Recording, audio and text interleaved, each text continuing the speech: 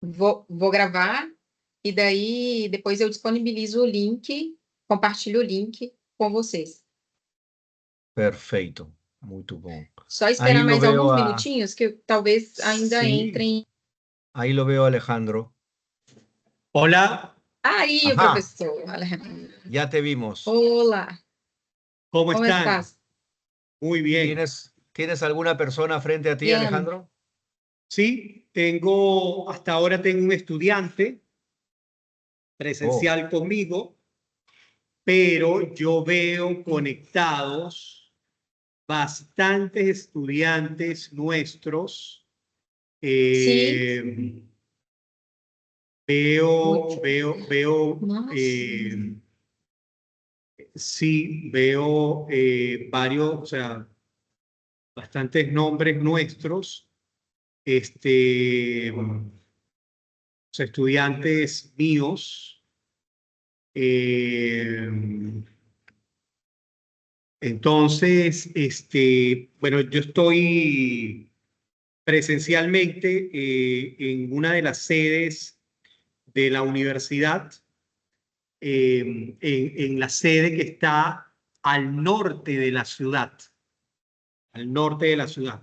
Además, es un experimento que estamos haciendo porque siempre los eventos los hemos organizado, se han organizado en la sede principal que está al sur de la ciudad. A sede principal é no sul. Aham. Esta sede es una sede nueva de la universidad, muy bonita. Y bueno, el profesor Ordóñez tomó la iniciativa de impulsar esta actividad aquí presencialmente, ¿no? Híbrida, de manera híbrida, ¿no? Entonces, bueno, yo estoy en castellano, a veces eso le dicen en cuerpo y alma. Aquí en el salón. De corpo e alma. Exactamente, ¿no? Bueno, veo que ya tenemos prácticamente, bueno, fuera de nosotros, bueno, prácticamente son casi 60 estudiantes conectados, Sí. ¿no? Sí. Podemos empezar. Perfecto, muy bien. Yo voy a hacer unas palabras breves. Tengo una clase que tengo que dictar ahora, de economía general con los chicos que me están esperando en otro lado, pero no quería perder la oportunidad, Paola y Alejandro, para felicitarlos porque ustedes han hecho el primer esfuerzo de juntarse, coordinar. No es fácil, sobre todo por diferencia de horarios, cruce de horarios de los chicos, tanto en PUC Minas como en Lima. Es una ciencia. No sé cómo lo han logrado, pero ya estamos acá. Me imagino que no va a ser perfecto, es perfectible. Vamos a ir corrigiendo poco a poco todos los semestres para ir mejorando. De repente agregar más profesores de PUC Minas, más profesores de científica. Alumnos, bienvenidos a esta clase Espejo Internacional que vamos a llevar a cabo en unos breves minutos. Gracias por estar presentes de manera virtual y gracias al alumno que de manera presencial está frente al profesor Alejandro Molina en Lima Norte también. La clase se llama Riesgo y KPM, ¿no? Es el modelo de evaluación de activos, una mirada a Brasil y Perú. Va a ser dictado por el profesor Alejandro Molina y también por la profesora Paola Faría, ambos de curso de finanzas corporativas. Hay uno que está con... Voy a bajarle el... silenciar a todos. Ahí ya, listo. Oh. No. Estás en mute, Professor, César. você está no mudo. Está no mudo. Sí, silencié a todos, incluido a mí. Bueno, no quiero extenderme mucho, no sé cuál es el orden que ustedes han elegido. Les deseo mucha suerte. Alejandro, adelante. Paola, adelante. Gracias, César. Muito obrigada, professor, também. A gente quer agradecer também a oportunidade, né, de estar tendo esse contato com a universidade. Nós temos, inclusive, alguns alunos, né, nossos que vão fazer a dupla diplomacia com a científica. Tem uma aluna minha, que é a Débora, que vai estar fazendo esse procedimento, né, junto com a universidade. Essa aula é a nossa primeira experiência, eu acredito que depois nós vamos ajustando, né, esse processo todo com muito cuidado, mas eu acredito que é uma experiência única, uma oportunidade única para os nossos alunos. Então, nós gostaríamos de agradecer também à científica pela oportunidade desse momento aqui.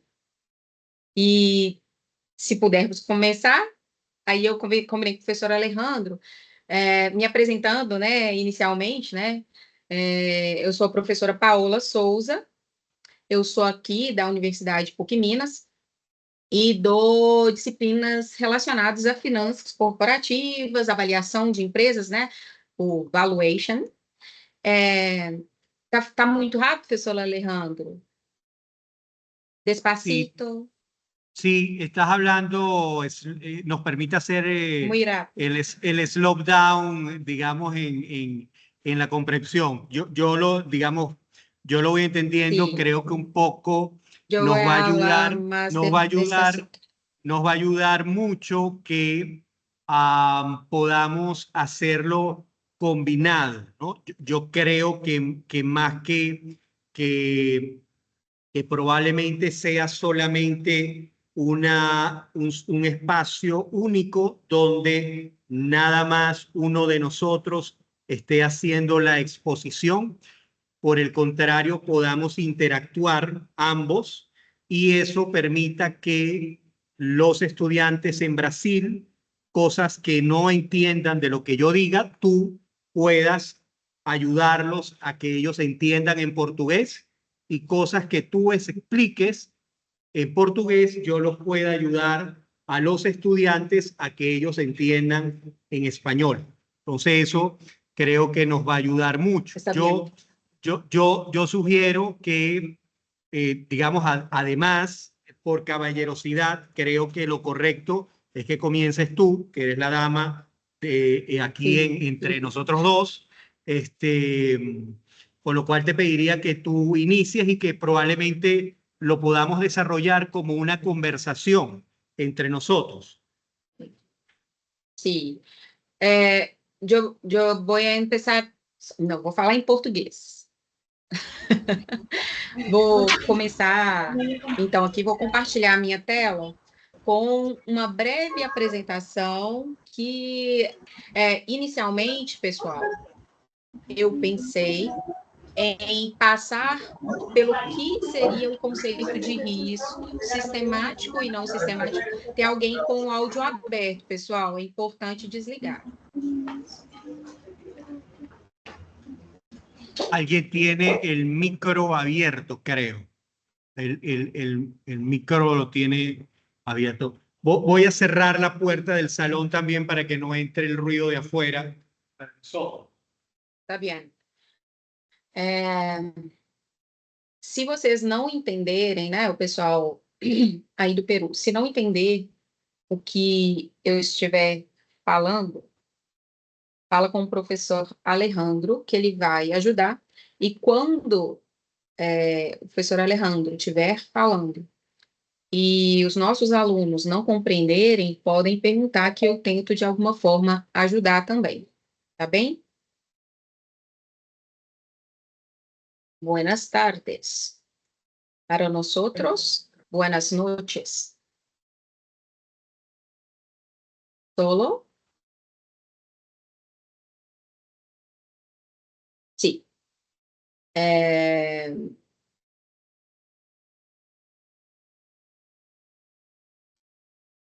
Então, a ideia dessa aula é que a gente fale um pouco de risco setorial, de empresas do Brasil, do Peru, e de alguma forma que nós possamos fazer um paralelo de forma um pouco mais prática com os Estados Unidos também. Então, é esta mais ou menos uma ideia, mas percebam, Nós não queremos que todos vocês entendam profundamente, porque essa aula é uma aula introdutória para trazer os conceitos principais do modelo e como que ele pode ser útil como medida de risco, ok? Solo? Então, vamos lá. Nós temos o risco total, né, medido por duas partes principais. Então, nós temos um risco que nós chamamos de risco sistemático e outro risco que nós chamamos de risco não sistemático, certo? Existe um risco que ele é próprio do setor, que seria aqui o nosso risco não sistemático. E esse risco, nós conseguimos eliminá-lo a partir da diversificação, certo? Porém, existe um risco que é o que a gente chama de risco sistemático. Esse risco sistemático, nós não conseguimos eliminar pela diversificação. O que é a diversificação? É você comprar ações, né, para montar um portfólio de forma que as ações sejam correlacionadas de formas inversas e assim você diminua o risco da sua carteira ou do seu portfólio, certo? Bem, nesse sentido, o que nós temos é algo muito próximo disto daqui. Quanto maior o número de ativos que nós temos dentro de uma carteira, menor vai ser esse risco não sistemático, que é o risco diversificável. Então, nós diminuímos o risco diversificável, enquanto o risco sistemático, ele permanece. É o risco, por exemplo, de um COVID. Isso é um tipo de risco que a gente chama de um risco sistemático. É algo do qual nós não conseguimos fugir a partir da diversificação da nossa carteira. Está bem? Tudo ok, professor? Sí, para quizás los estudiantes en Perú, la profesora Paola está básicamente haciendo un poco una diferenciación. Primero está poniendo el tema central de lo que vamos a hablar la tarde de hoy, o más que el tema central es uno de las, digamos, de las discusiones importantes dentro de las finanzas, que es el riesgo. Y el riesgo dentro de las finanzas tiene dos universos o dos grandes mundos dentro de las finanzas. Pero en las finanzas de las empresas, el riesgo relacionado a la diversificación no es relevante, porque eso es un negocio, o eso básicamente es un trabajo de la gestión de la cartera, es decir, de la gestión del portafolio, que es lo que la profesora está muy bien explicándonos y diciéndonos que, bueno, al final ese riesgo tiene una manera en la cual se gestiona y que tiene un punto en el cual se agota su manera de disminuirlo.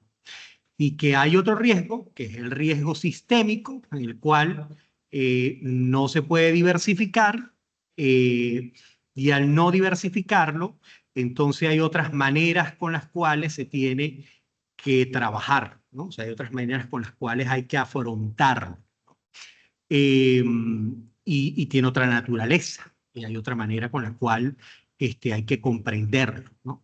Y ese riesgo sí es mucho más interesante para las finanzas empresariales, porque indudablemente no está asociado a la diversificación de un portafolio.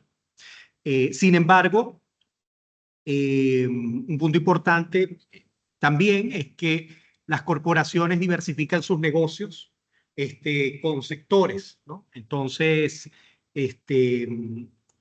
cuando diversifican las corporaciones en distintos sectores, la presencia de sus negocios, están haciendo un manejo de portafolio. Entonces, bueno, digamos, en la vida empírica, de alguna manera el riesgo de portafolio lo incorporan las corporaciones. Pero lo que la profesora está mostrándonos es eso, ¿no? Fundamentalmente, que hay una diferencia entre lo que es el riesgo sistémico y lo que es el riesgo no sistémico. Sí. Yo creo que es importante también que los estudiantes puedan interrumpir y puedan, ¿no? Digamos, intervenir, ¿no? Ante dudas y ejemplos que quizás tengan de cosas que vean, además en el mundo interconectado en el cual vivimos hoy en día. Sim. Então, se alguém tiver dúvida, pode tentar aí se expressar dentro desse contexto aqui, que talvez seja um pouco desafiador, mas vai dar certo. Solo, considerando que nós temos o risco sistemático, esse risco sistemático, ele está dividido em dois. Ele está dividido, né? Na verdade, vamos lá. A estrutura de capital de uma empresa, ela é dividida como fonte de recursos. Então, se a gente tem o operacional da empresa, né? Aqui do lado do ativo, né? The assets. Here. As fontes de recursos para financiamento da empresa, então, vamos lá. Vou falar sobre um conceito. A empresa, ela se financia por 3 vias, certo? Primeiro, pela própria operação. Então, ela tem que ter uma operação que seja boa o suficiente, que possa, de alguma forma, financiá-la. Porém, nós temos 2 outras fontes, que são as que a gente estuda na hora de falar de estrutura de capital, que são o capital de terceiros e o capital próprio, certo? Então, essas 2 fontes de recursos são as fontes que nós usaremos para financiar as nossas operações. Essas 2 fontes de recursos, elas têm custos diferentes. Esses custos, de uma forma geral, na literatura, nós chamamos de CAI e de CAE, né? Então, custo do capital próprio, que seria o CAE, e o custo de capital de terceiro, que seria o CAI. Não se preocupem, aqui é só para não perder o fio, vou colocar uma equação, mas sem apavoramento, ok? Don't worry. So, let's go. Here, nós temos o que a gente chama de custo médio ponderado do capital, que seria o WACC, certo? E por que eu estou colocando isso daqui? Porque parte do capital de uma empresa é financiado por capital de terceiros e parte é financiada por capital próprio. E o custo dessas 2 coisas é diferente, ok? Então, o que a gente faz? A gente olha o custo do capital de terceiros, proporciona dentro do capital da empresa e o custo do capital próprio proporciona dentro do capital da empresa, certo? E por que eu estou falando isso daqui? Porque para mensurar o custo do capital próprio, nós utilizamos o modelo KPM, certo? O modelo KPM é o modelo que se chama Capital Asset Pricing Model. Então, é um modelo de precificação de ativos financeiros. Então, essa montagem, né, do custo médio ponderado do capital, que é o nosso WACC, é que fez com que a gente fosse para o custo de capital próprio, ok? Então, percebam, o que nós estamos fazendo é, quanto maior o risco, então, se o risco ele é maior, maior deve ser o retorno. De uma forma geral, nós usamos o desvio padrão como uma forma de medida de risco. Só que o modelo KPM ele vem trazer uma nova proposta, que seria utilizar a medida beta, certo? Como uma medida de risco para o modelo, tá? Então, para medir o custo do capital próprio, nós poderíamos usar o modelo de Gordon, por exemplo, mas, de forma geral, o que se usa é o Capital Asset Pricing Model, CAPM. Então, é o nosso CAPM, ou aportuguesado, como eu costumo falar aqui, KPM, certo? como vocês falam, professor Alejandro? TAPM? Sí. A ver, aquí digamos que un punto bien relevante, ¿no? Porque, digamos, la profesora nos está mostrando la transición entre lo que es, digamos, el riesgo y sobre todo sobre el planteamiento de las finanzas empresariales, desde lo que es el riesgo hacia lo que es el retorno esperado, ¿no? Y quizás, digamos, adentrándome un poco a lo que plantea el autor del Capital Asset Price Model, que es William Sharpe. Por cierto, el modelo de William Sharpe, ¿no? Cumple 60 años de haber sido publicado en el Journal of Finance, que fue en el primer intento, fue un paper reject, o sea, fue un paper rechazado por el editor por considerar de que los supuestos y el planteamiento que tenía era ficticio y era inútil, ¿no? Entonces, William Sharpe, que es uno de los economistas financieros más importantes dentro de la literatura económica, decide esperar y reformular su paper para 2 años posteriormente, volverlo a presentar y es aceptado. Y luego que sucede eso, ¿no? De hecho, el paper original es básicamente Capital Asset Pricing, ¿no? Y los practitioners, ¿no? Como yo, que digamos que somos del mundo corporativo, decidimos, no yo indudablemente, pero digamos los que empezaron a utilizar estos modelos de los años 70, deciden colocarle models porque lo bautizaron como un modelo de utilización, de aceptación en toda la industria financiera. Y de hecho, el modelo financiero, antes que se nos olvide, Paola, creo que sí estamos grabando la sesión.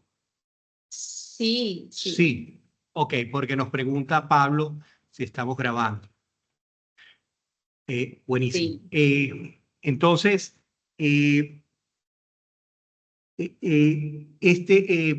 digamos, luego de que este modelo es adoptado dentro de la industria, ¿no?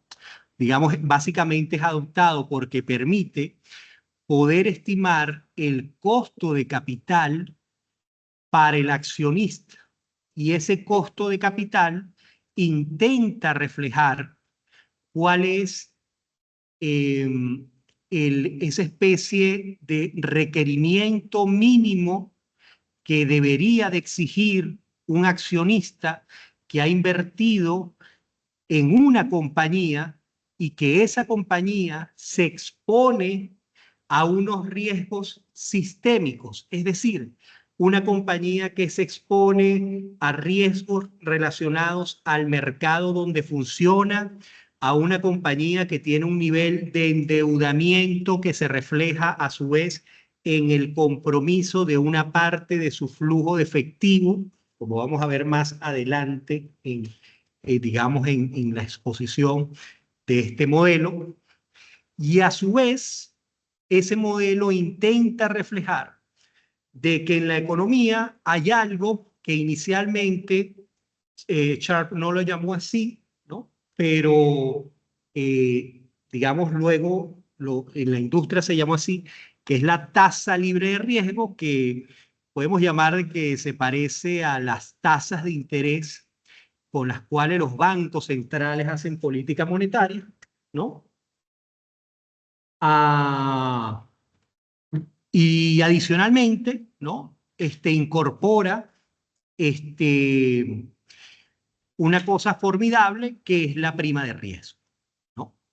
Que además eso es una cosa súper subjetiva, porque dentro de esa prima de riesgo, la gran discusión siempre es, bueno, ¿cuál debe ser la data a elegir? ¿No? O sea, es decir, porque si elegimos los últimos 100 años del Standard & Poor's, tendremos una data.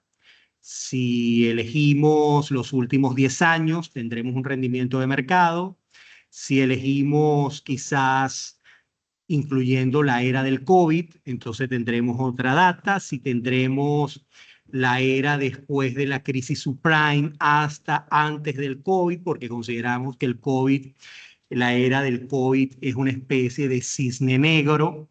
Entonces, bueno, es otro rendimiento de mercado. Entonces, al final hay un poquito de subjetividad, ¿no? Entonces, Sí, es un poco, digamos, el overview, ¿no? Digamos, de este planteamiento teórico que tiene una cantidad de supuestos bastante heroicos, ¿no? Bastante económicos, como muchos de los modelos económicos que tienen supuestos, que al final son supuestos, pero que nos ayudan para poder explicar, más que tener precisión de resultados, nos ayudan a poder explicar fenómenos económicos. sí. Hum. Tivemos um pequeno problema. Voltou?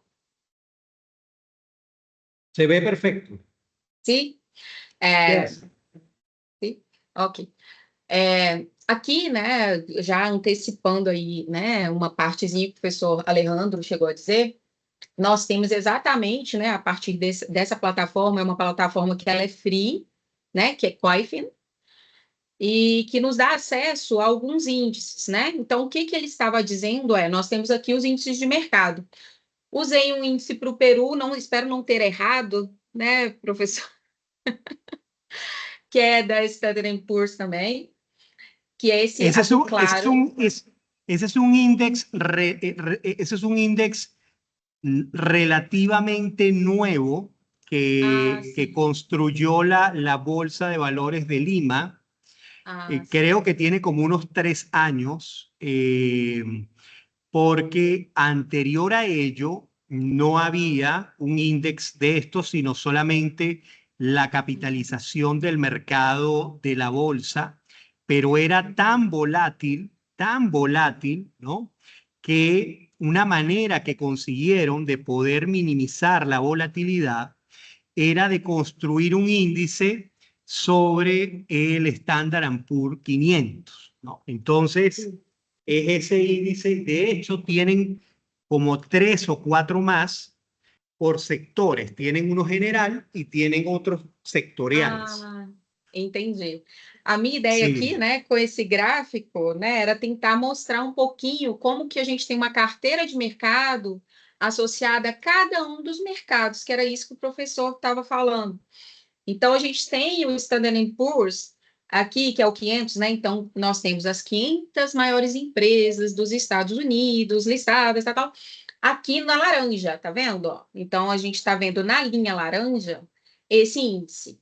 Na roxinha é o nosso benchmark, né? Que é o Ibovespa. E aí, aqui eu estava querendo fazer um paralelo para que a gente pudesse perceber. Cada mercado vai ter os seus movimentos próprios, né? E nem sempre que é uma crítica que a gente deve ter. Por exemplo, aqui no Brasil, né, inclusive é um dos assuntos que hoje foi levantado por um dos nossos alunos, o aluno Lucas, que o índice brasileiro, as principais ações desse índice, né, são 3 setores. Então, tem um peso muito grande. Nem sempre nós vamos conseguir ter uma representatividade do todo pelo índice escolhido, né? Então, por vezes, qual que é a metodologia adotada? Utiliza-se o índice dos Estados Unidos e faz uma correção para o prêmio de risco dos países, né? Então, essa é mais ou menos a ideia. Ok. Bem, então, esse era o primeiro ponto que eu queria salientar. Mas percebam, isso é o nosso contexto. Se eu pegar e mostrar para vocês uma outra coisa aqui. Deixa só eu pegar a telinha aqui, que agora é de outra plataforma, tá? Que aqui é o TradingView. Ambas plataformas que eu utilizei aqui são plataformas que têm acesso free, ok? Isso que eu fiz aqui, eu não paguei nada para fazer. Só o entendimento e buscando os dados, ok? Então, nessa aqui, ó, vamos... Tá muito confuso, professora. Você sabe...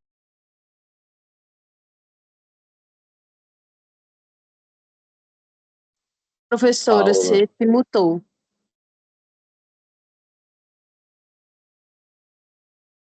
Ok. Professor Alejandro, você também está no mudo. Está todo mundo no mudo. Quem foi que mutou todo mundo? Desmuta o professor Alejandro. Deixa eu te desmutar, professor. Aperta aí para você falar.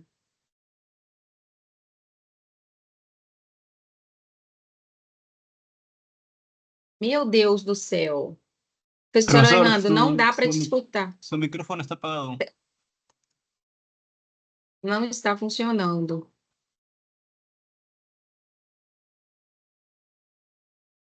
Como que faz, meu Deus? Está travado seu microfone, professor.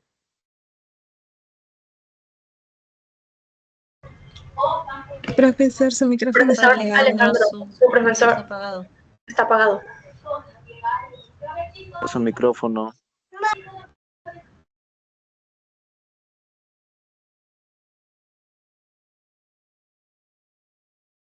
Eu não sei o que aconteceu. Quem foi que mutou todo mundo? Professor, você consegue desmutar aí? Porque aqui eu já te cadastrei como apresentador, não tá travado.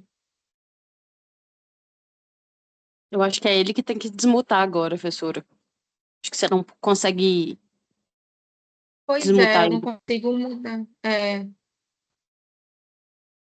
Clica no microfonezinho aí, professor, para ver se vai.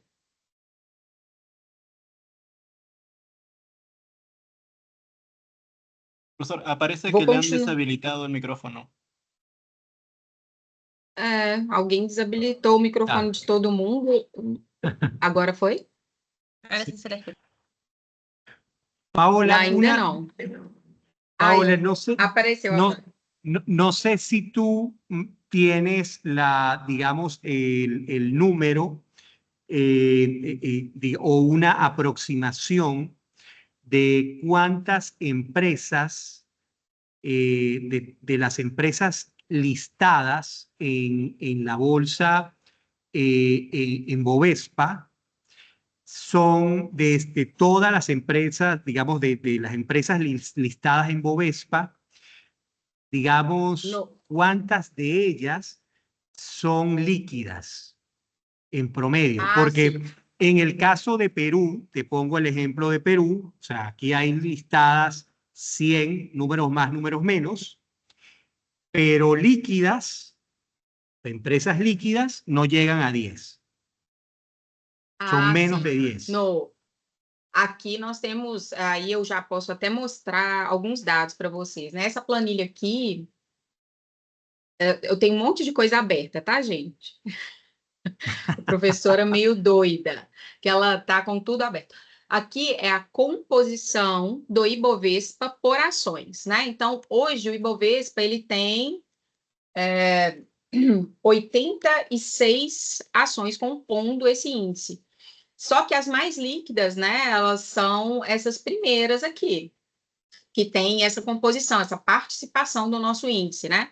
12% é da empresa Vale, 7% mais 4%, que são dois tipos de ações da Petrobras, e nós temos os bancões, né? Então, tem o Itaú Unibanco, o Bradesco, o Banco do Brasil, a WEG, Eletrobras. Então, essas empresas são empresas líquidas, que, inclusive, nós conseguimos fazer day trade nelas, por causa que tem a liquidez.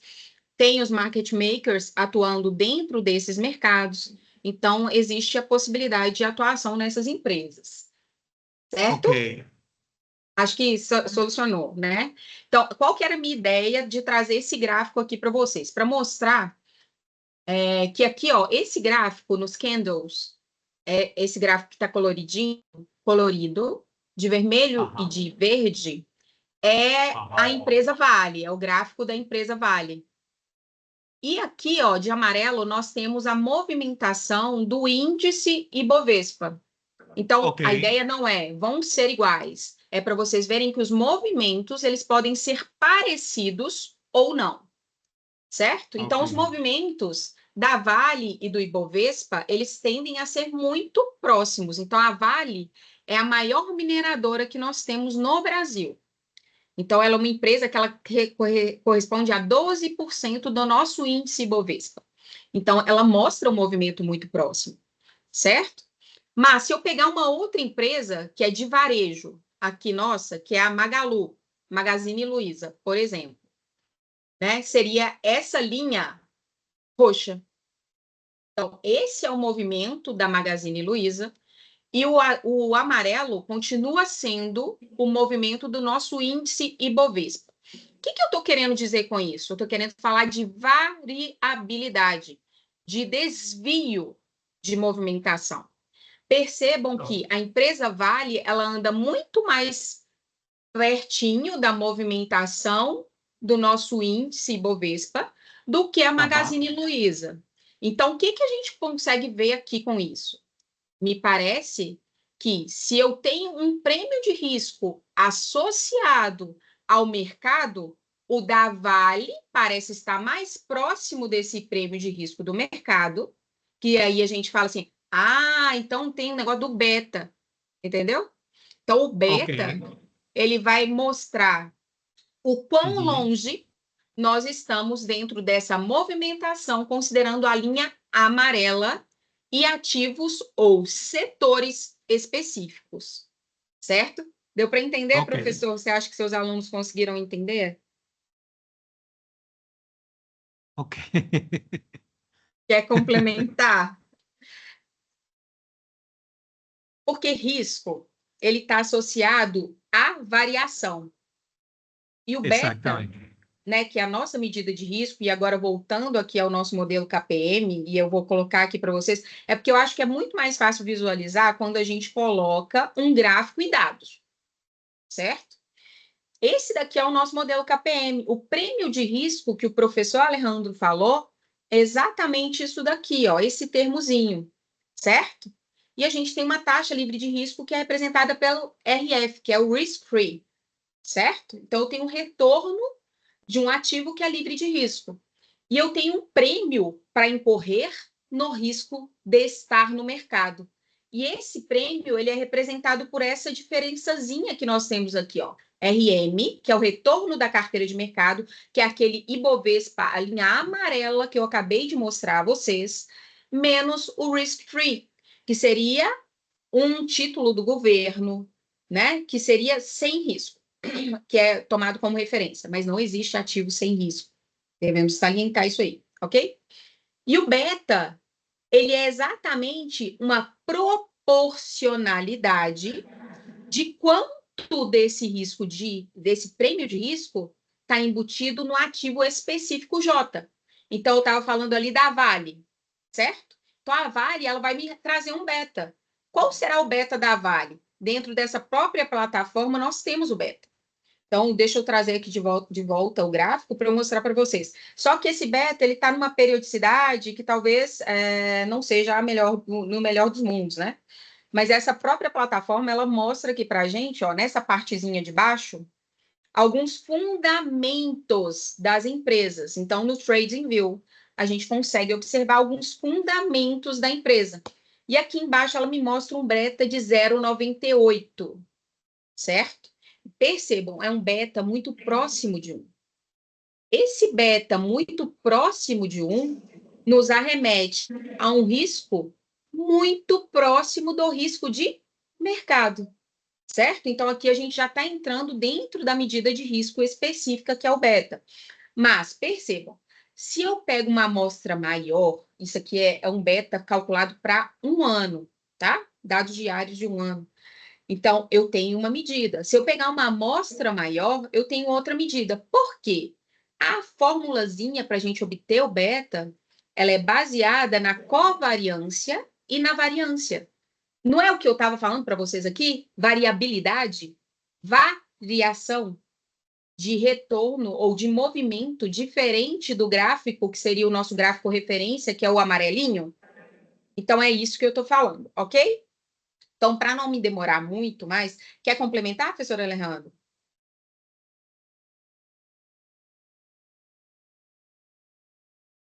Sí, básicamente, a ver, digamos un poco para, sobre todo, digamos, los que estamos en español, ¿no? Sim.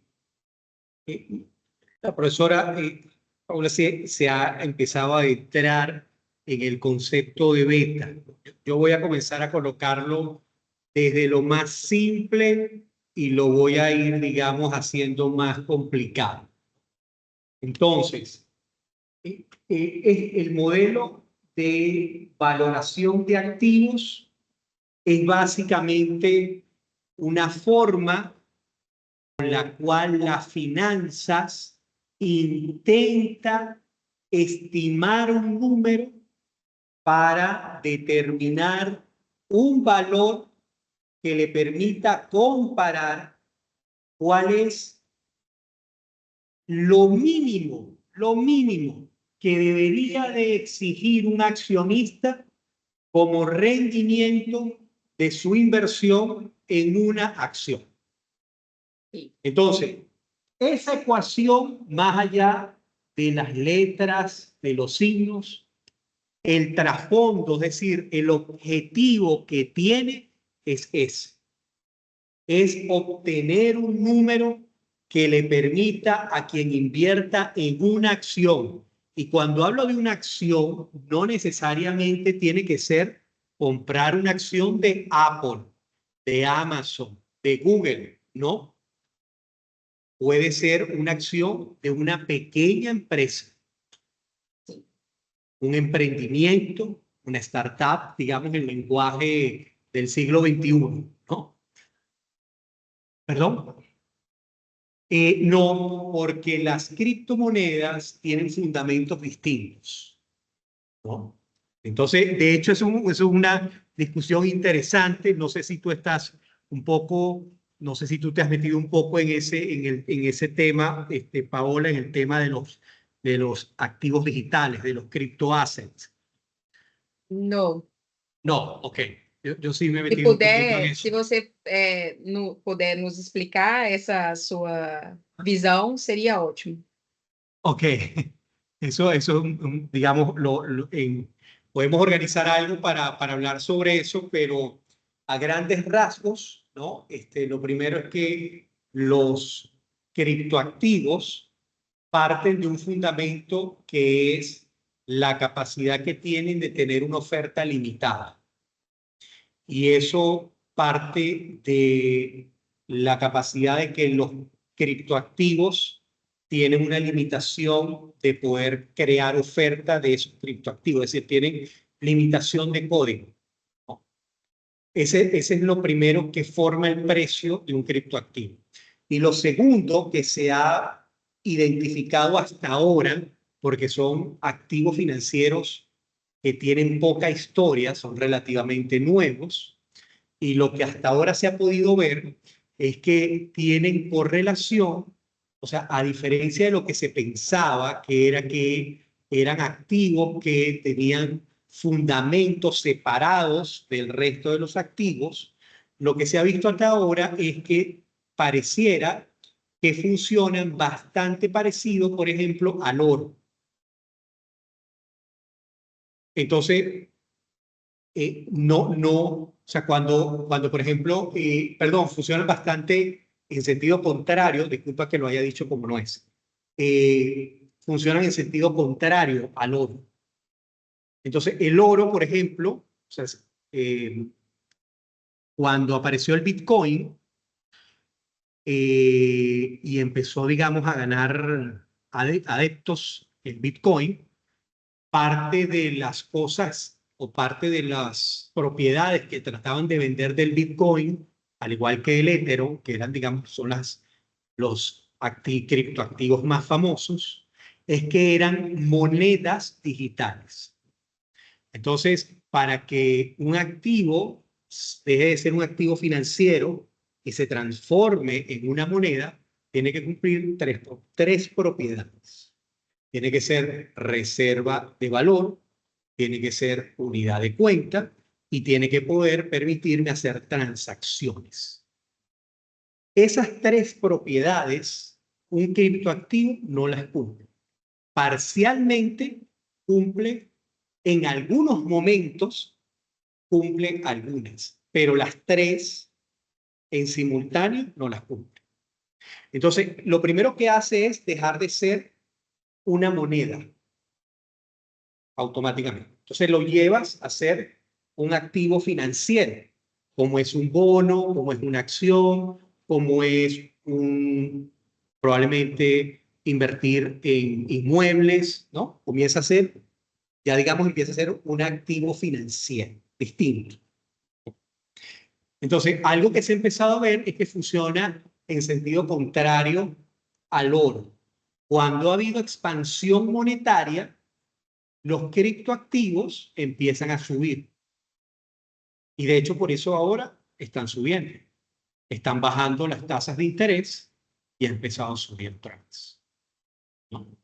Entonces, los fundamentos con los cuales funciona la valoración pareciera que están más, en el caso de los criptoactivos, pareciera que están más vinculados a la política monetaria de los países, básicamente de la Reserva Federal, que, digamos, a estas cosas que son más valoración de activos que tienen fundamentos, digamos, en este caso, empresas, ¿no? Que tienen fundamentos, digamos, distintos. Pero es un tema súper buenísimo y, bueno, yo creo que es un tema que vale la pena discutirlo. Tienen, ¿cómo se llama? Tienen, yo le llamo que tienen, ¿cómo se llama? Yo les digo que tienen fan enamorados, o sea, tienen fan y tienen personas que piensan bueno, que no hay que mirarlos. Yo creo que sí. Y la primera gran señal de eso es que JP Morgan, ¿no? Que JP Morgan y BlackRock es el manejador de activos más grande del mundo y JP Morgan es, digamos, uno de los bancos de inversión más grandes del mundo. Ha incorporado dentro de los fondos, o sea, dentro de las carteras que le ofrece a las familias millonarias del mundo, ellos manejan unos fondos que le ofrecen a las gentes ricas, ¿no? Para que coloquen, esa gente rica, coloquen su dinero. Entonces, parte de los activos que conforman esos portafolios, tanto BlackRock como JP Morgan, en promedio, ya esos portafolios contienen entre 3 y 7% de criptoactivos.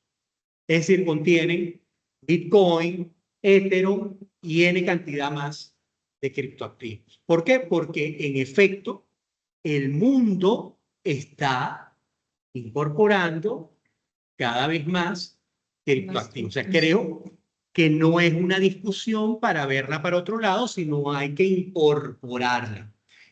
E incluso como un dato adicional para los estudiantes de Perú, para que lo sepan, el Banco Central de Perú tiene un proyecto de desarrollo de una moneda digital para empezar un piloto en el año 2026 y comenzar a sustituir moneda física por moneda digital. Entonces, y China, que es el gran laboratorio de datos en el mundo, está súper avanzado en la incorporación del manejo de monedas digitales en su economía. Entonces, creo que es una conversación bien interesante, solo que no es, digamos, la de nuestra charla de hoy, pero yo voy a tomar la iniciativa de proponerla al departamento académico al cual pertenezco, porque creo que es bien interesante y creo que ustedes, como estudiantes que en poco tiempo van a salir ya al mercado laboral o a emprender, tienen que, estos temas son temas del día a día, pues, o sea, ya el mundo digital es de... Pero fuera de eso, ¿no? Para hablar, digamos, del tema, para no distraerme del beta, ¿no? Tudo bem. Entonces, para no distraerme del beta, entonces el beta, ¿no? Resulta que el beta es una especie de, perdón, esta ecuación básicamente busca tratar de buscar ese número que sea el mínimo requerido cuando usted invierte en una acción. Y repito, una acción que puede ser Google como una acción que puede ser un pequeño emprendimiento, una pequeña empresa, Sí. ¿no? Desde la más grande hasta la más pequeña. Y desde la economía más sofisticada, desde Hong Kong, que es la economía más liberal, hasta la economía menos liberal. Solo que para que esa ecuación funcione en distintas economías, hay que hacer pequeños ajustes. Y el número es acá el que aparece ahí. Para un sector como, por ejemplo, el sector agroindustrial, no va a ser el mismo que para el sector telecomunicaciones. ¿Y por qué no es el mismo? Porque cada sector tiene riesgos diferentes, completamente diferentes. Y la pregunta es, ¿y dónde captura esa ecuación el riesgo? En el beta. Entonces, el beta es la variable que me diferencia en esa ecuación el sector que yo estoy evaluando y la compañía que yo estoy analizando. Sim. Isso mesmo. ¿Okay? Então, ok. Então, o que é o nosso objetivo é observar o quão distante ou quão próximo, né, nós vamos estar da carteira de mercado a partir do beta. Percebam, nós temos um prêmio inicial. Qual que é o prêmio inicial? De estar no mercado, que é medido por essa grandeza, certo? Então, além da taxa livre de risco, você vai ganhar um pedaço do prêmio de mercado. Se esse beta, que é a nossa medida de risco, for do tamanho do risco de mercado, você ganha um prêmio igual ao risco de mercado. Então, tá vendo? Tem esse maisinho aqui. Então, se o beta for igual a 1, você ganha aquele prêmio todo. Se o beta, ou seja, se o risco daquela empresa for maior do que o da carteira de mercado, esse beta aqui ele vai ser maior que 1. Então, você vai ganhar uma proporção maior do prêmio de mercado. E se for menor que 1, um prêmio menor do que o prêmio de mercado, né? Então, essa é a lógica do modelo KPM.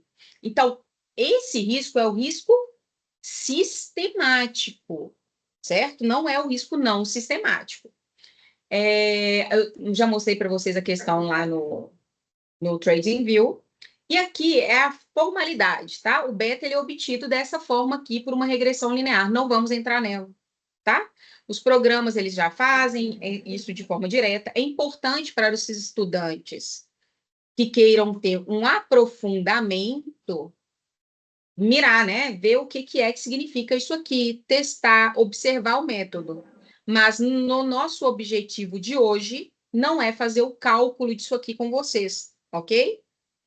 O que eu vim mostrar para vocês foi isso daqui, certo? Aqui nós temos algumas empresas, certo? Então, agora eu já estou entrando lá dentro do site do Yahoo Finance, que é uma das fontes principais que nós utilizamos para dados do mercado financeiro. Nós temos para várias empresas, né? Como observar. Então, vou trazer aqui para vocês verem. Qual que seria, né, seriam os fundamentos dessas empresas? Ah, professora, você sabe que agora sim ficamos confusos. Ficamos nada. Vem aqui, ó, digita o nome da empresa aqui em cima, vai aparecer algo muito similar a isso daqui, certo?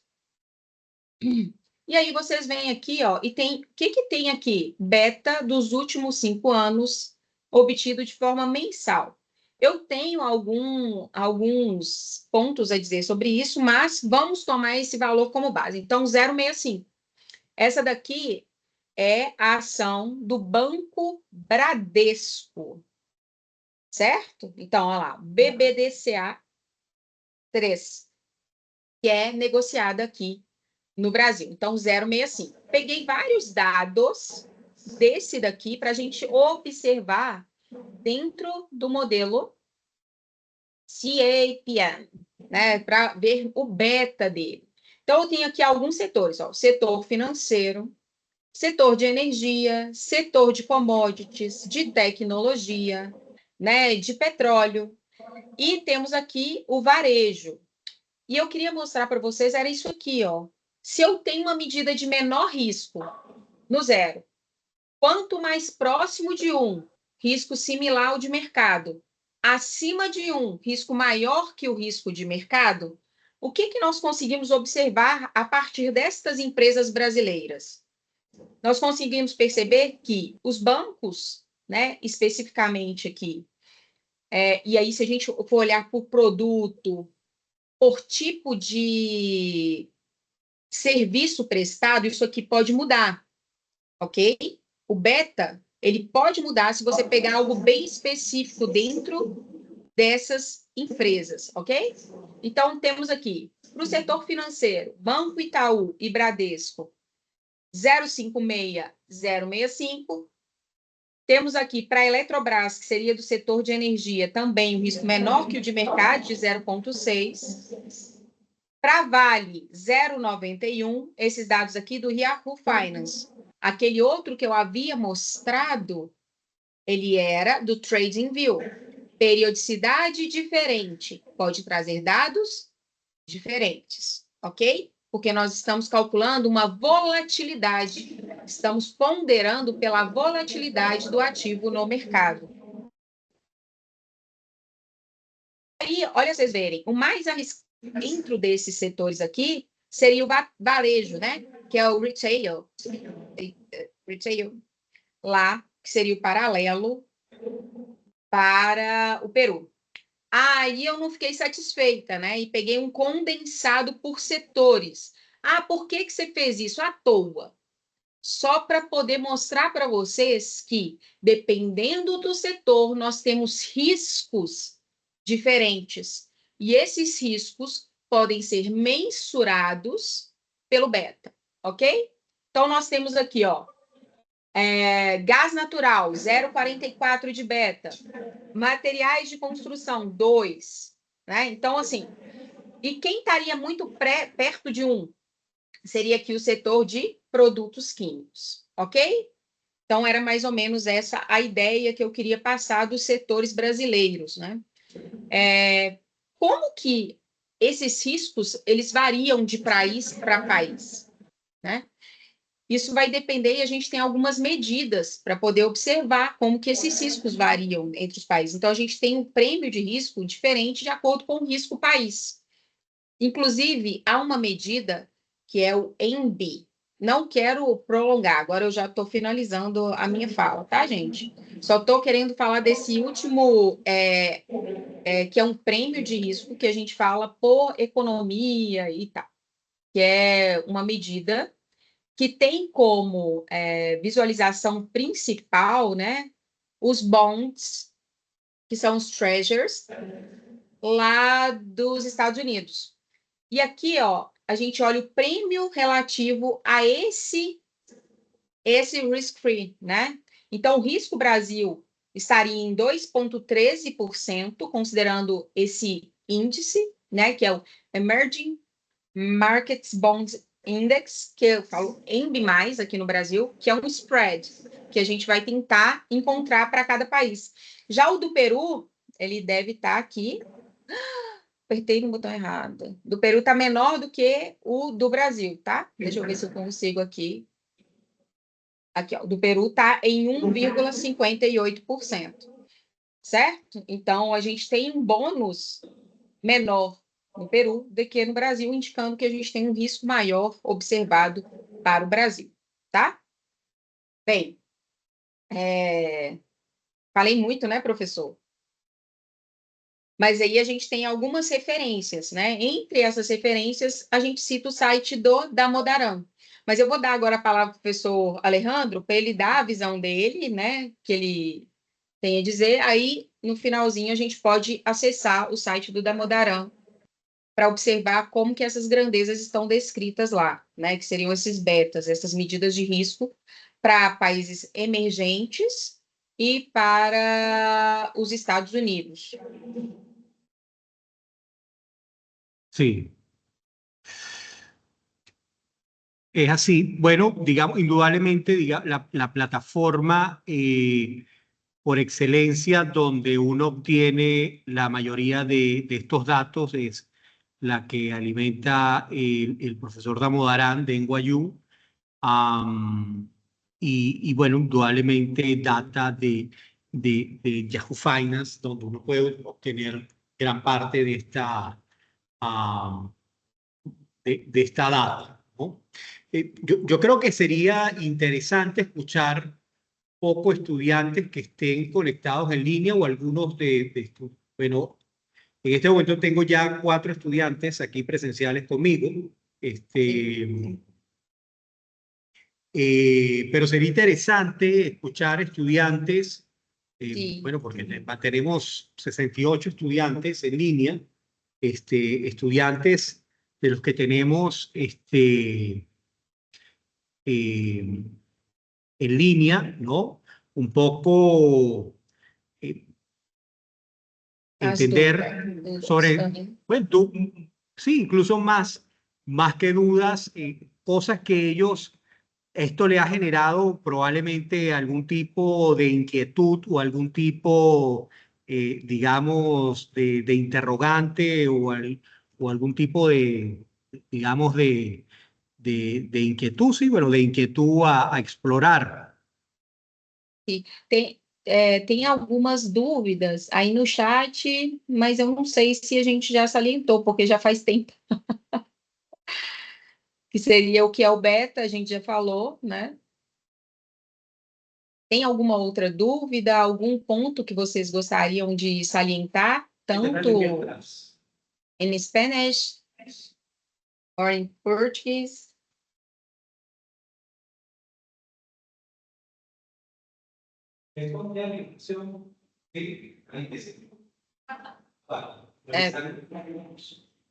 Professor Alejandro, a gente não está conseguindo escutar o que vocês estão falando aí.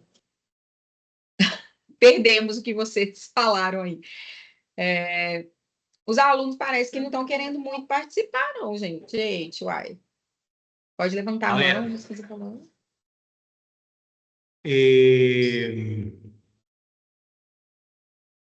A ver, de estudiantes que yo tengo aquí en Perú,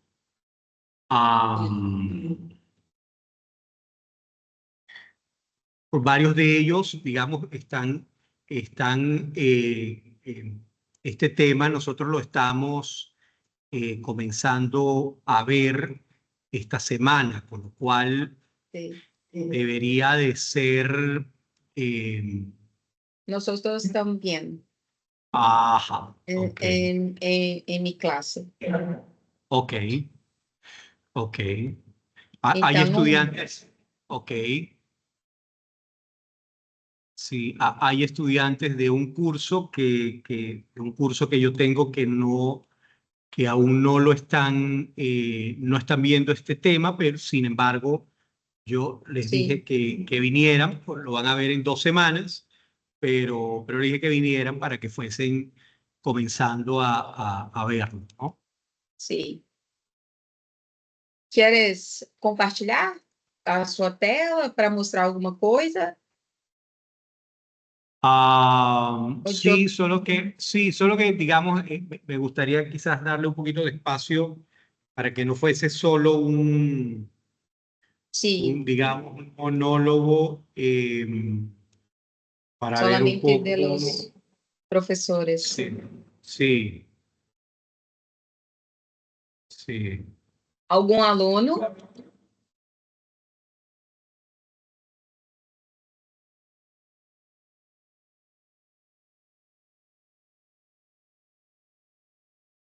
No chat, professor.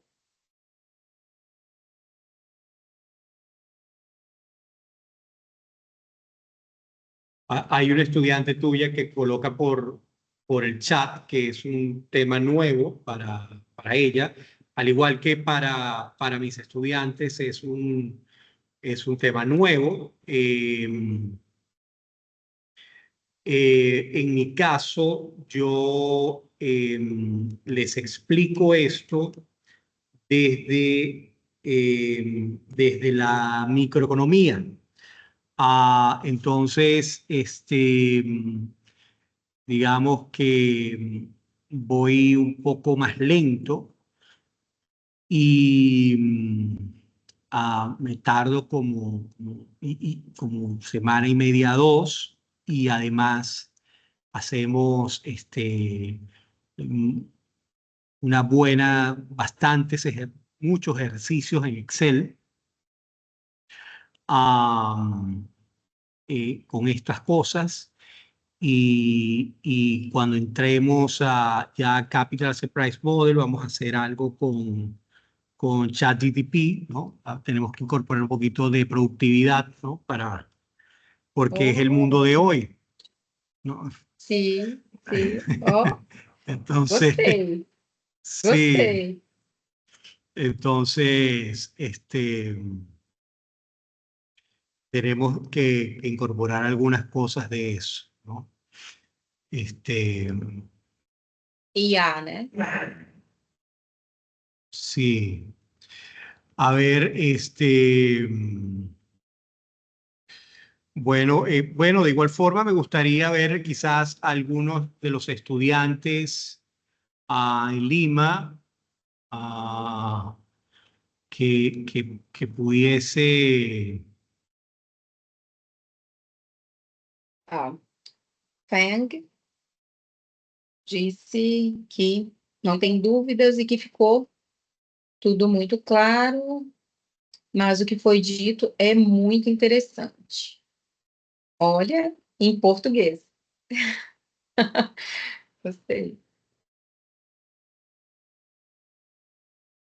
Essa experiência, pessoal, ela é muito rica, né? Esse contato com alunos de outros países, né? Ter o contato com outra língua durante uma classe é algo bastante rico, né? am, Como eles estão acho que a gente pode continuar, já que eles não tiveram dúvidas, professor. Aqui, eu tenho uma pergunta. Aqui, ó. ok. Ah lá.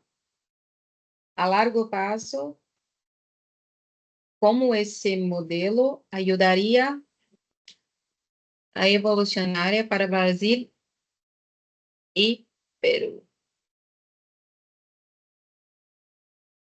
Pode responder, professor.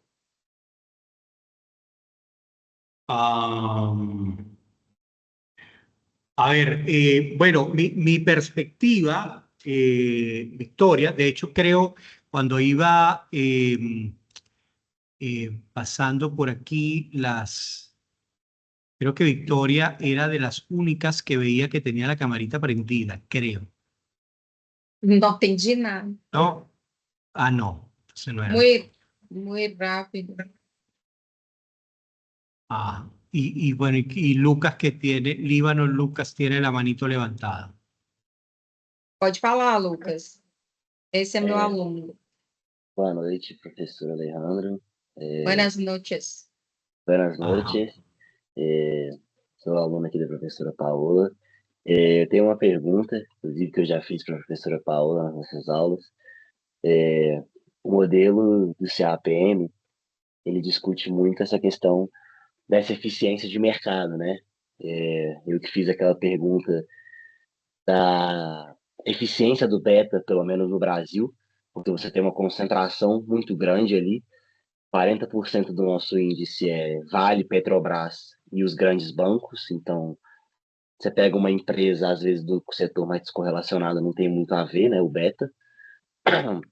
Mas eu queria te perguntar, assim, se você vê que, pelo menos nos Estados Unidos, né, você vê essa tendência à eficientização dos portfólios, já que hoje em dia 60% do mercado de fundos nos Estados Unidos é composto por hedge funds e por quantitative funds, e cerca de só 40% são value investors, né, que aí se acredita mais nessa ineficiência de mercado, ou não acredita nessa teorização do CAPM. Queria saber a sua visão sobre isso. É para Esse você, ficou viu, muito claro professor também. Alejandro? No entendí tanto a Lucas, entendí una parte, pero no tanto. Can you do... Faz a pergunta em inglês. Dá para fazer, Lucas? Tá. It's better in English. Alejandro. Alejandro, do you It's want better in English? the No. question in English? Can you question in English, Lucas? Yes. É. So Yes, my question it's about like market efficiency. Here in Brazil, we have like a different scenario from United States because we have Vale and Petrobras and Banco do Brasil, Banco Itaú, which is like 40% of the benchmark, which is not like fully correlated to all the enterprises we have here in the market. And the capital asset pricing model, it's related to the market efficiency. But in Brazil, we don't see that. We see that most of the investors in Brazil are value investors, they stock investors actually. But in the United States, we see that most of the industry, almost like 60%, it's hedge funds and quantitative funds related like to algorithms and all these others like new methods. And only like 40% of these stock investors are like value investors, which don't believe on the market efficiency. And nowadays, with all these like artificial intelligence and the advances in the mathematics and physics and engineering campus, do you see that we are like walking or in the same direction to the market efficiency that like Eugene Fama and Markovits, all these like big researchers postulated in the past? Now it's okay? Deu certo, professor Alejandro? Did you understand? It's a big question. Because like in the last like 40 years, we didn't see like these like market efficiency. We saw like a market inefficiency. But nowadays it's like way different because of the technology. É difícil para todo mundo entender, né? Um dos pressupostos do modelo KPM é a eficiência de mercado, né? Então, é esse ponto que ele está salientando aí dentro da pergunta dele.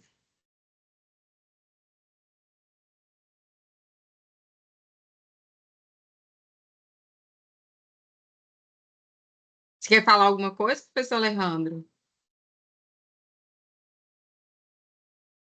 ¿Vas a responder tú? ¿Respondo yo? Pode responder, porque eu já respondi ele. Ele está querendo saber seu ponto de vista. Tengo que pensar la respuesta, ¿no? Porque digamos, digamos, o sea, Lucas, digamos, incorpora varios elementos en su pregunta. Sim. A grande questão, né, que a eficiência de mercado, ela é um conceito muito teórico, né, e questionável em muitos momentos, né? Mas o que eu percebo é que, embora o modelo KPM seja lá da década de 60, né, a gente ainda não conseguiu abandoná-lo, embora tenham pressupostos extremamente fortes. Então, a gente fala sobre informação simétrica, né? A gente fala sobre ativos que podem ser comprados e vendidos em qualquer partionalização, qualquer pedacinho pode ser transacionado, né? Dentre outras coisas. Não há custo de transação, não tem imposto de renda dentro dos pressupostos pressupostos do KPM, então é muito forte, né? E a gente teve, inclusive, alguns avanços após o modelo KPM, né? Introduzindo outras fontes de risco, como, por exemplo, o tamanho das empresas, né? Que a gente tem o modelo de Family Friend, né? Que veio depois o de 3 fatores, depois o de 4 fatores, e foi introduzindo outros riscos, né? Então, essa questão da eficiência de mercado, você ter agentes que são tomadores de preço, é algo bastante teórico, mas que a gente já teve até, o Lucas deu um exemplo aí. Será que a gente está chegando próximo de uma eficiência de mercado? Né? Porque em alguns momentos a gente se vê muito como tomador de preço, né? E não somente como não somente não, né? E não como impactador do preço, como os grandes agentes aí do mercado, que seriam os grandes fundos, né? Os grandes players, né? Eu Ok? acho que também, acho que eu tenho outra coisa a falar, acho que eu vou falar em inglês, Paula, para poder entender. But the other thing, like that, I think that supports my argument is that, or like, if the point that we're not like going towards a market efficiency, fully market efficiency, is that like Richard Thaler, Nobel Economics Prize in 2017, I think, which was the award about like behavioral finance. I think it was like 2017, his Nobel Economics Prize. What's the name? Behavioral finance, finanças pessoais, finanças Comportamentais. Isso, finanças comportamentais. Behavioral finance. And the name of o nome do autor, gente, eu estou misturando as Richard linguagens. Thaler. I think it was Nobel Prize. Richard. O Lucas é uma estrela, né?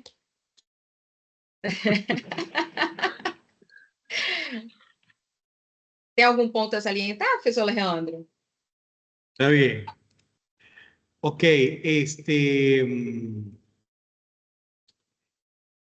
bueno, mira, a ver, tenemos, digamos, la alternativa de, porque en promedio los estudiantes nuestros aquí en Lima, ¿no?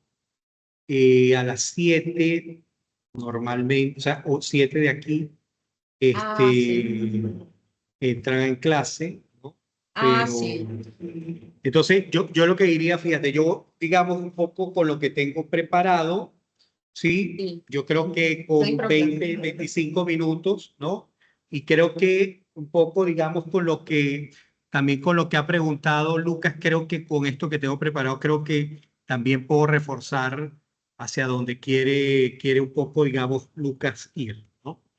Entonces, a ver, solo que yo no puedo compartir pantalla por alguna razón. No Não? puedo, ¿no?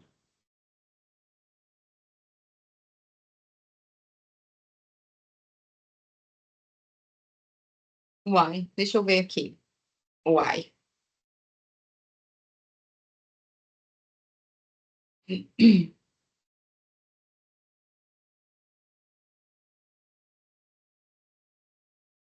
Muito obrigada pela pergunta, viu, Lucas? Nada. Eu mandei aí no chat, tá aí Sí. his prize in economic science 2017. Ujú. Professor Alejandro, quer me mandar aqui para eu poder compartilhar? Você está com o WhatsApp aberto aí? Consegue me enviar pelo WhatsApp para eu compartilhar? Porque eu não sei por que que não está dando. Alejandro. Sí, no sé por qué no me deja compartir, o sea, no me deja mostrar. Estoy como si fuese 100% invitado. Déjame. A ver.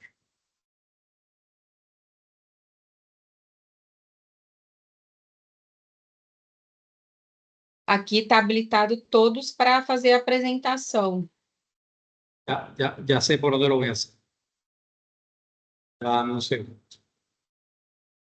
Aqui em cima em compartilhar, não está aparecendo para você o botãozinho de compartilhar? Ya, lo voy a hacer por aquí, por la otra computadora. Assim.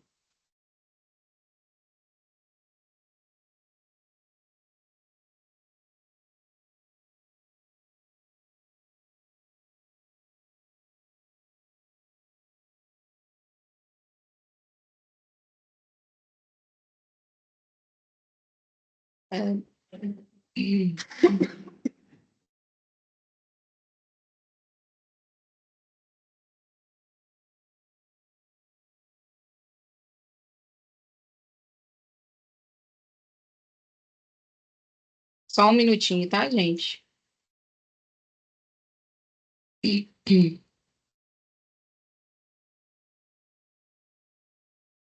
Entonces, estranho, não tá dando para compartilhar, professor, mas se você me mandar, eu compartilho aqui para você ir falando. sí, pero ya entré con mi otro usuario, o sea, con el usuario de la universidad. E deu certo? Aí agora apareceu a Sí. possibilidade de...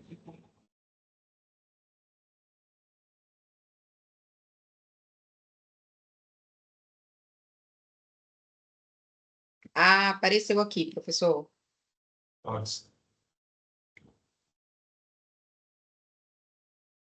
Entonces, déjame, aquí hacemos un poquito esta luz.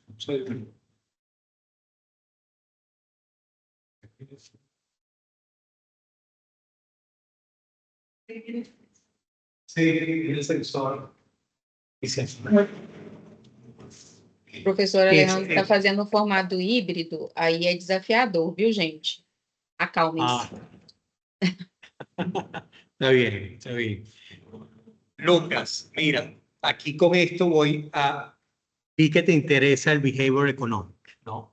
Y ya vi que exploraste, ¿no?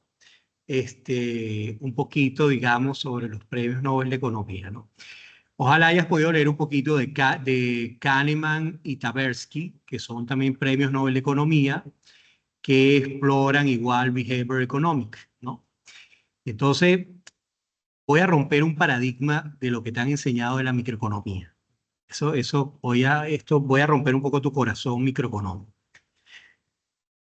Entonces, ok. Digamos, esto es un poco lo que quiero, hacia donde, digamos, un poco como tenía pensada la presentación de hoy, ¿no? Primero que el Capital Asset Price Model se lo debemos a ese señor, ¿no? A William Sharpe, ¿no? Por cierto, William Sharpe sigue vivo, tiene 90 años. vive en California, digamos, ya no escribe, ya digamos, ¿no? Ya está bastante retirado, ¿no? Pero le debemos a él dos ratios, más que dos ratios, dos modelos importantes, ¿no? Le debemos a él el Capital Asset Price Model y le debemos a él el ratio de Sharpe, ¿no? Que es otro ratio que ustedes van a ver de seguro en finanzas corporativas. Y a mí me encantan estos números, ¿no? Porque es un poco de números y al final uno dice, bueno, ¿y aquí uno cómo entiende esto, ¿no? Pero yo los voy a guiar, ¿no? Y aquí básicamente es que esto es 100 años de data, ¿no? Y lo interesante de esto, ¿no? Para no perdernos en tanto número, yo lo voy a resumir. El summary de todos estos números es que en 100 años del mercado americano, lo que podemos aprender de eso es que hay una relación que a más retorno, más riesgo. Es decir, no existe eso de que existe un retorno superior sin que exista más riesgo. Y en finanzas, a pesar de que Eugene Fama, ¿verdad?, dice de que la desviación estándar no es la mejor métrica de riesgo, dice que es métrica, pero nos dice, ¿verdad? Sharpe que sí, que pareciera que sí, que la desviación estándar como que sí es la mejor métrica para poder capturar, o sea, la varianza, que sí pareciera que es la mejor métrica para poder capturar el riesgo de un activo financiero.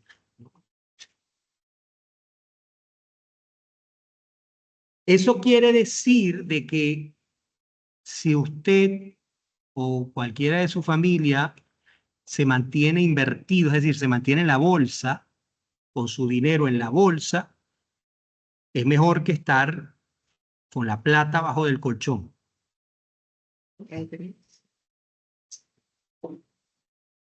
Y eso nos lleva a que en promedio, o sea, la media de los retornos del mercado han estado mayoritariamente sobre el 10%.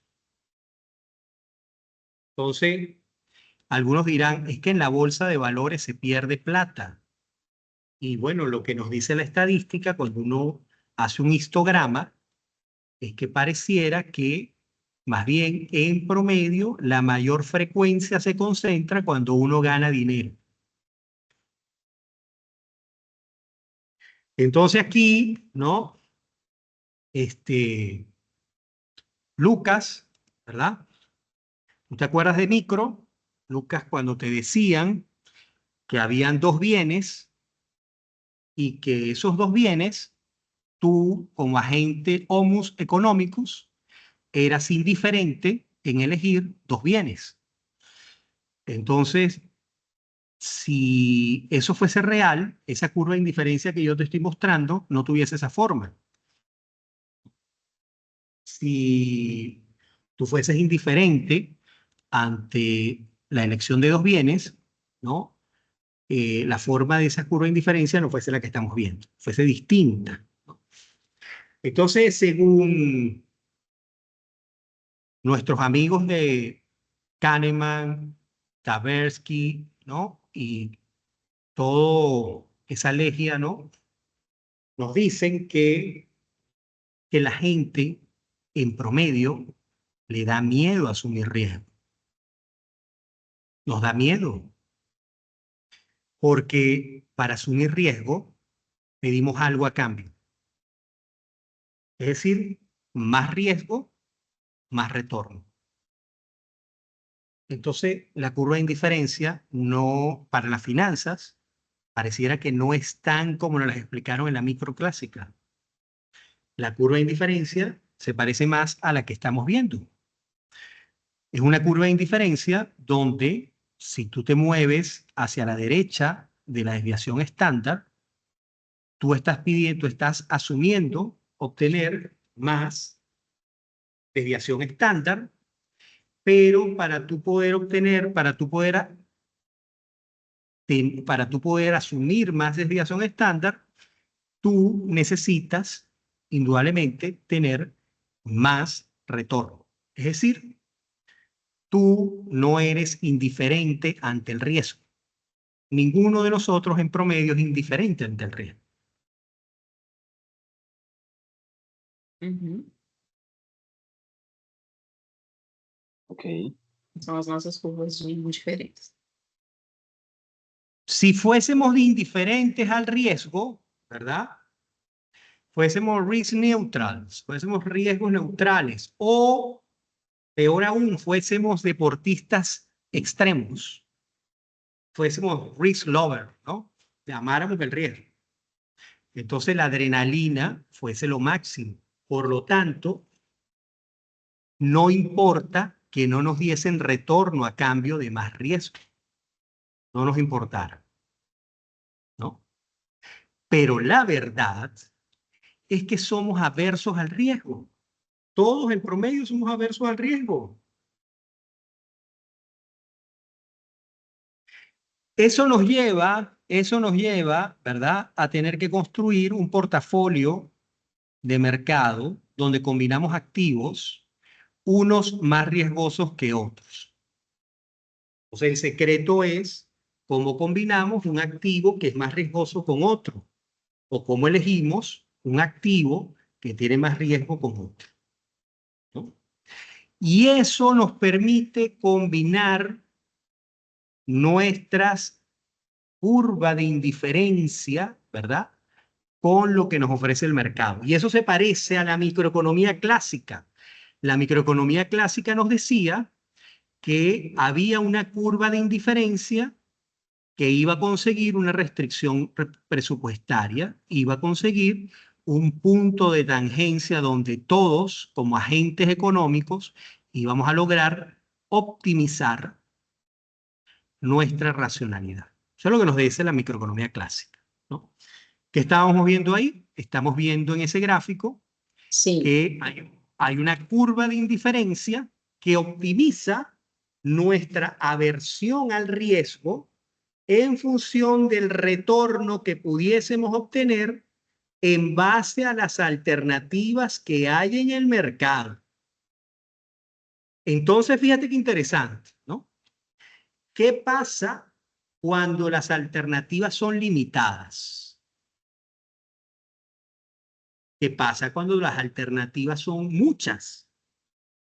Yo pienso en América Latina, ¿no? Y yo le digo siempre a mis estudiantes en Perú, cuando yo hablo de América Latina, siempre excluyo a Brasil y a México, porque son economías muy grandes con respecto al resto de los países,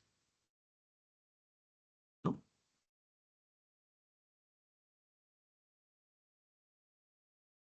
Incluso economías como México y Brasil, cuando las comparo con mercados como el Standard & Poor's 500, son muchísimo más riesgosas, ¿no? Y hacen que me exponga mucho más riesgo. Por ende, si me expongo a mucho más riesgo, es decir, si estoy en un emerging market, yo como agente económico averso al riesgo, debo de exigir un retorno esperado mayor. Por eso que cuando las tasas de interés en las economías desarrolladas bajan, el flujo de capital viene a los emerging markets, porque en estas tierras de Dios de los emerging markets hay retornos esperados mayores. Y no es porque aquí somos bondadosos, es porque aquí tenemos un riesgo mayor. Eso hace que indudablemente cualquier inversionista se exponga a una variedad de portafolios.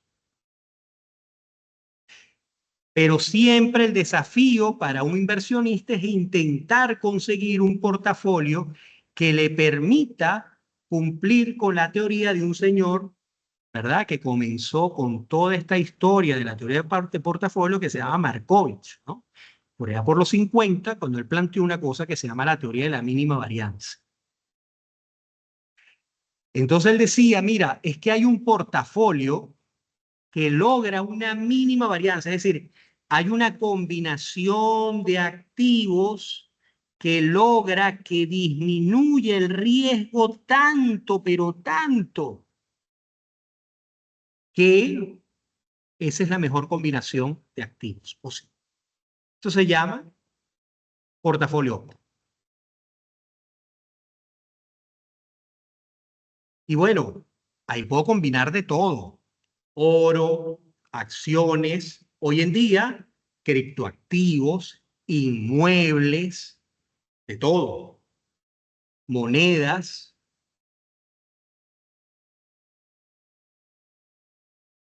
Por cierto, cada portafolio óptimo es diferente. El profesor Molina es poco averso al riesgo. Por ende, el portafolio que para mí es óptimo, es diferente para alguien que es más averso al riesgo. Y eso hace que exista una gran combinación de lo que técnicamente se llama Capital Allocation Line, ¿no? Distintos, porque hay para todos los niveles de riesgo. Y eso hace que existan distintas fronteras de posibilidades. Y todo eso nos lleva a que esas combinaciones de portafolios que son systematic risk no es nuestro negocio. ¿Ok? No es nuestro negocio, pero tenemos que saber que existe. Para nosotros lo importante es el beta. Y el beta es la sensibilidad que tiene la acción de una empresa con respecto al mercado. Si el mercado sube, ¿qué pasa con la acción que estoy analizando? ¿Sube, pero sube en la misma proporción o sube en una proporción menor? Es decir, si el mercado sube 10%, resulta que mi acción sube 10%, o mi acción sube 20%, o mi acción apenas sube 5%. O resulta que cuando el mercado sube, mi acción baja. O resulta que cuando el mercado sube, mi acción ni se mueve. No le sucede nada. ¿No?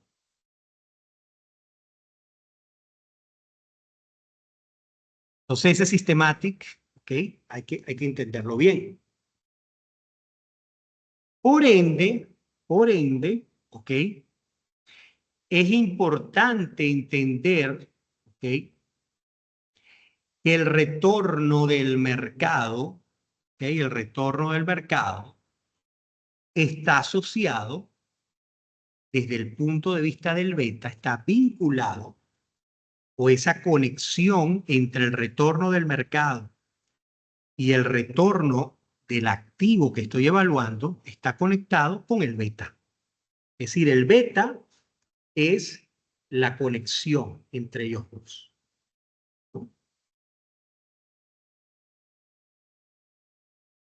Y eso hace que ese beta, ¿no?, econométricamente, bueno, sea esa especie de elasticidad que vemos, calculamos, pero también podemos verlo como básicamente una sensibilidad que tiene la acción con respecto al mercado, ¿no?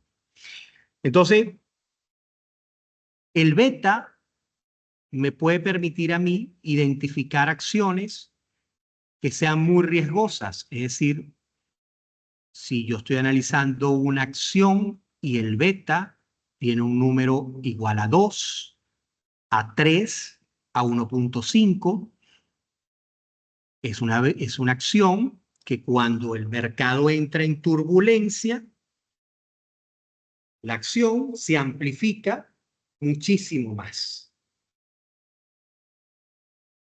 La pregunta es, ¿yo que por naturaleza es decir, todos los agentes económicos que por naturaleza somos aversos al riesgo, queremos una acción como esa, o preferimos una acción que tiene un beta de 0.5, o preferimos un beta de una acción que tenga 0.25, o preferimos un sector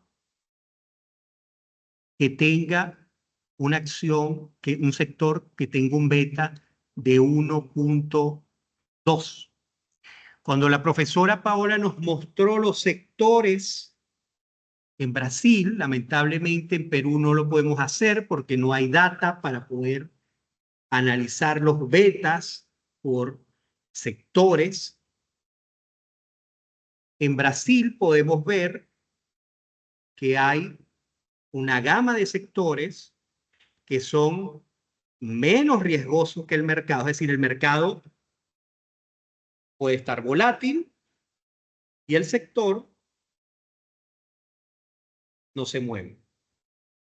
Y hay otra gama de sectores que, por cierto, me llamó la atención, o sea, me pareció interesante, que todo el sector construcción es un sector volátil, es decir, tiene un sector con beta mayor a 1.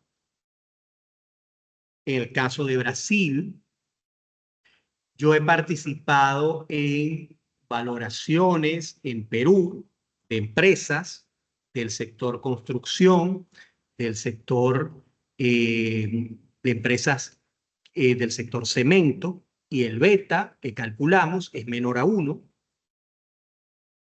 Es decir, es menos volátil que el mercado.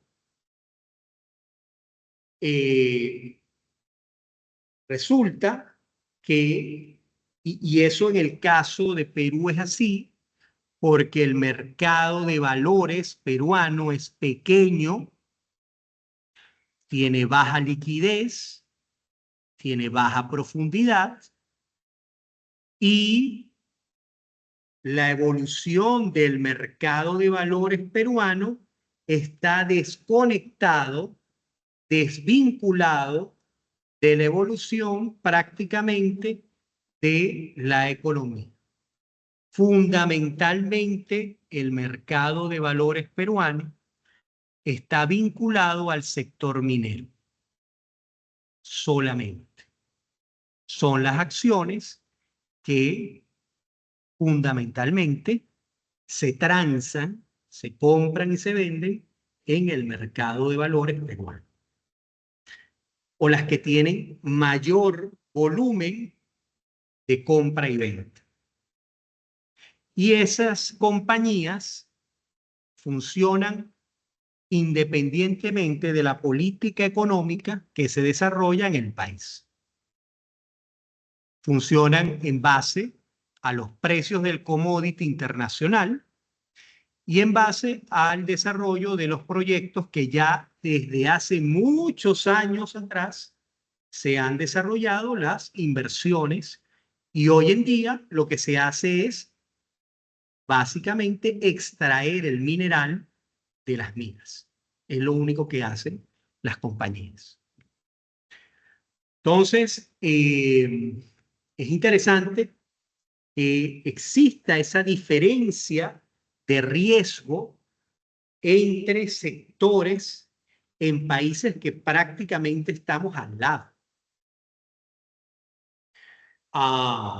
Quiere decir que en el caso de Brasil, con estos sectores, por ejemplo, que me presté atención a eso, sector construcción, con un beta mayor a 1, cuando el mercado de valores entra en volatilidad, cuando baje, indudablemente las acciones de las empresas de construcción bajarán más que lo que baja el mercado, ¿no? Entonces, de nuevo, la pregunta que nosotros nos tenemos que hacer como agentes económicos aversos al riesgo es si estamos dispuestos a asumir ese riesgo. Porque no somos indiferentes al riesgo, a menos que seamos deportistas extremos. Sí. La única forma. Entonces, solamente quería, aprovecho, tenía aquí otra cosita para mostrarles.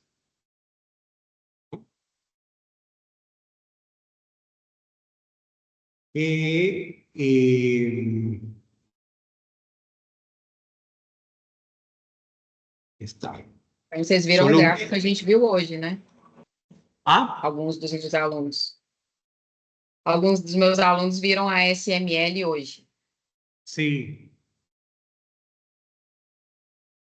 Solamente aquí para mostrarles esto.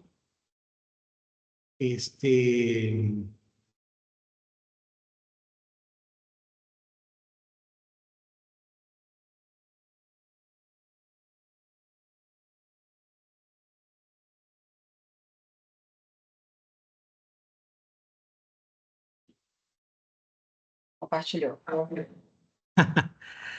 Ok, estas son las... esta es una página pública, ¿no? Esta es una página pública.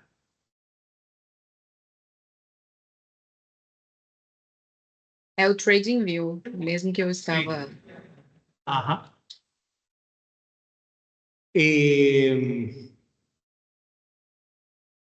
Y básicamente muestra los betas con el nivel de leverage, o sea, de apalancamiento de las compañías. Fíjense, obviando BBVA Perú, ¿no? Alicorp, el problema de esta empresa Alicorp es que consolida operaciones fuera de Perú. Entonces, tiene la distorsión de las operaciones fuera de Perú.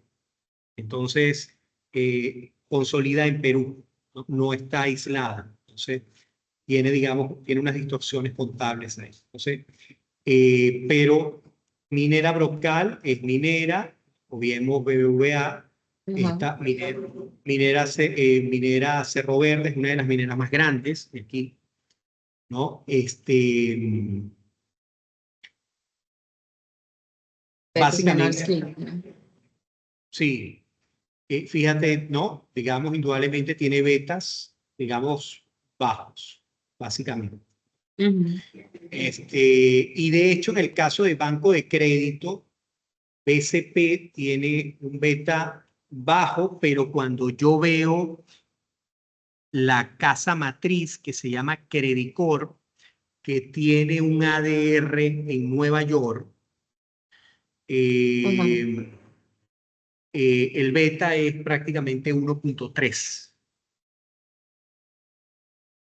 Entonces, A empresa de varejo, qual empresa aí que é retail de varejo dessas daí? como dices, Empresa de varejo, qual dessas aí seria?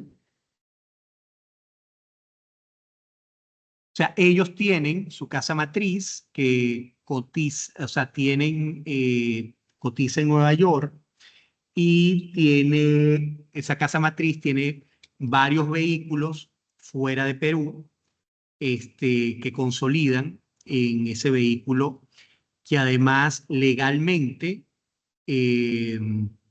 o sea, su domicilio fiscal está en Perú, legalmente está constituido en Perú. Pero bueno, así lo... Entonces, bueno, digamos, tiene digamos, esa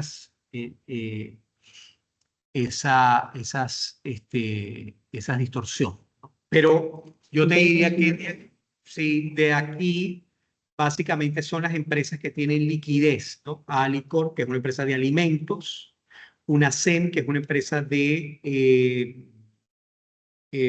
vinculada al sector construcción, pero básicamente es el cemento. Son las que tienen liquidez. Esta no avanza que pasa. Además, Não, é porque eu estava pensando que essas empresas de retail, né? A gente teria que ter algo, um beta maior que o 1. Eu estava esperando isso. Não vi. Fiquei chateada. Sí, Mas, sim. Mas, de fato, né? Como a economia do Peru não tem tantas empresas, né, que seriam expressivas, fica difícil mesmo essa comparação. Mas a gente viu aí que a questão da mineração, que seria a atividade relevante, né, dentro do contexto que você destacou, tem, dadas as proporções, né, mas com a mesma fonte de dados, nós observamos para a Vale 0,98 de beta, né, então a gente viu algo muito próximo de 1, e a gente viu algo perto de 0,74, 0,7, né, para as de mineração do Peru. Então, a gente vê um risco associado, né, desse risco intrínseco ou sistêmico menor. É isso. Alguém tem dúvida? Gostaria de colocar algum ponto, gente? sí. Bueno, yo creo, bueno, ya estamos en la hora, ¿no?, que habíamos acordado. Sim. Bueno, agradecerte a ti, a todos tus estudiantes que han estado aquí, al igual que los estudiantes nuestros de aquí de Perú, nuestros estudiantes que han estado aquí en el aula. Me parece que es una iniciativa súper nice, además de que nos permite a todos poder hacer este intercambio no solamente intercultural, sino también multilingüístico. O sea, creo que es un desafío para Sim. todos que además es parte de la realidad multicultural en la cual todos nos enfrentamos día a día. Creo que estas experiencias deben de repetirse con frecuencia porque, bueno, nos enfrentamos a ello todo el tiempo y creo que es necesario que nuestros estudiantes tengan bueno, que de igual forma hacerlo, ¿no? O sea, y bueno, este, cuando hablábamos con Paola para preparar esto, al principio no nos entendíamos, íbamos paulatinamente entendiéndonos. Cuando a mí me tocó negociar los acuerdos de doble grado con Pugminas, al principio no entendía y luego fui entendiendo y bueno, y así funciona el mundo de hoy en día, ¿no? Entonces, bueno, así nos toca y así tenemos indudablemente que enfrentar los desafíos. Así que bueno, por mi parte, agradecerle a todos los que han estado conectados, agradecerte a ti, Paola, además porque tú has estado súper insistente, yo he estado, digamos, porque hago malabares entre todas las cosas que hago a la vez, entonces agradecerte a ti, más bien, que has estado súper ordenada, yo he estado menos disciplinado, entonces, agradecerte a ti y a Mas todos los que han hecho posible esto. eu também gostaria de agradecer, né? Assim, eu acho que essa experiência, ela tem que acontecer mais vezes, se a gente conseguir fazer isso, né? E essa experiência da gente conseguir falar cada um na sua língua, né, é algo muito rico, que dentro desse contexto aqui, poucas oportunidades nós teremos de fazer o mesmo. Então, acho que foi um ganho para os nossos alunos e para o de vocês também. Eu acredito que a gente possa tentar expandir isso para outros professores, para as outras disciplinas, destacar a experiência o tanto que ela foi interessante, né? E, no mais, é isso mesmo, agradecer. E, assim, embora a língua seja um desafio, não é um desafio que a gente não consiga transpassar, né? Passar por ele e continuar entendendo. E foi muito interessante, a gente você abordou temas que estavam na minha aula, eu acho que foi bastante interessante. É isso, gente, já deu horário, os meninos têm que ir para outra aula, e a gente fica por aqui, tá bom? Muito Seguro que sí. obrigada. Muy bien, muy bien. Muchísimas gracias. Muchísimas gracias a ti y a todos los que van escribiendo. Y bueno, ojalá que todos los estudiantes se estimulen en poder explorar estos temas y que cada vez, digamos, estén más interesados en estos temas de finanzas. Sim. Isso aí. Então, fiquem com Deus, gente. Buenas noches. Buenas noches e boa noite para os meus queridos. Muy buenas noches. Adeus. Até mais, buenas noites. Adiós. Boa noite, boa noite.